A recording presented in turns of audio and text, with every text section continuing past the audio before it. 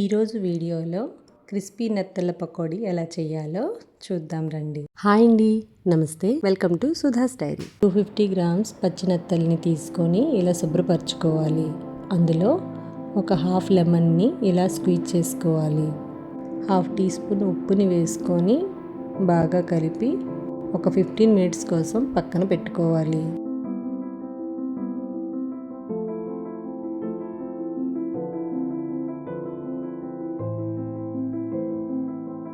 ఇందులో ఒక tea spoon పసుపు, ఒక టీ స్పూన్ కారం, ఒక టీ స్పూన్ అల్లం వెల్లుల్లి పేస్ట్, ధనియాలు జీలకర్ర పొడి ఒక టీ స్పూన్, గరం మసాలా ఒక టీ స్పూన్.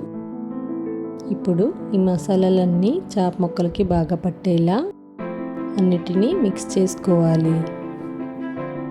ఇందులో ఒక టీ స్పూన్ బియ్యం పిండి, 2 టీ స్పూన్ల కార్న్ఫ్లోర్, 1 టీ స్పూన్ శనగపిండి, కొంచెం వాటర్ని వేసుకొని బాగా ఈ ఫిష్ని కోట్ చేసుకోవాలి. ఇలా వీడియోలో చూపించినట్లుగా కలుపుకోవాలి, మరీ లూజ్గా కలుపుకూడదు. దీన్ని మ్యారినేషన్ కోసం ఒక 15 మినిట్స్ ఫ్రిడ్జ్లో పెట్టుకోవాలి. స్టవ్ మీద ప్యాన్ పెట్టుకొని అందులో ఆయిల్ వేసి హీట్ అయ్యాక ఈ చేపల్ని ఫ్రై చేసుకోవాలి. వేసిన వెంటనే గరిటెతో కదపకూడదు. ఒక 2 మినిట్స్ ఆగి వాటిని మెల్లిగా గరిటెతో అటు ఇటు కదపాలి.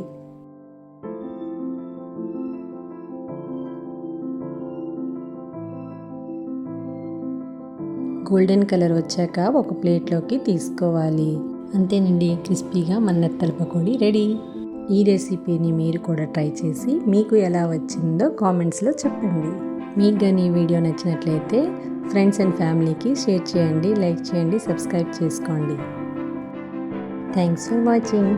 బాయ్.